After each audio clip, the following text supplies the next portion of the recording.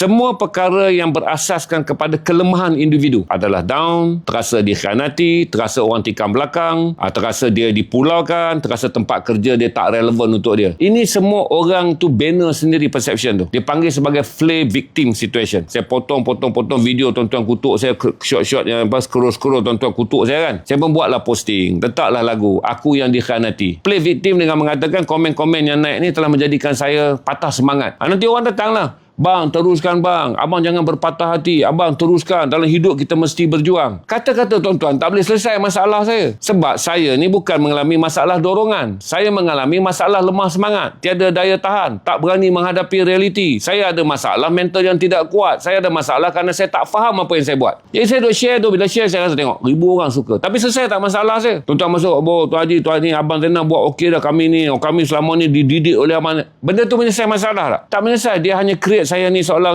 mencari apa yang dipanggil sebagai attention seeker. Ataupun saya terjatuh dalam kategori budak-budak Gen Z kata pick me. Masalah sebenar saya adalah hadapi. Yang mana boleh lepaskan. Yang mana boleh tangkap, letak dia, kunci bubuh jejak. Saya mesti hadapi. Jadi orang yang selalunya ada masalah down ni, masalah dia adalah diri kamu. Sebab hidup tak boleh membantu kamu. Hidup ni dia katakan, hidup ni bergerak. Katalah hidup ni satu benda yang kita boleh gambarkan dia hidup. Hidup ni bergerak.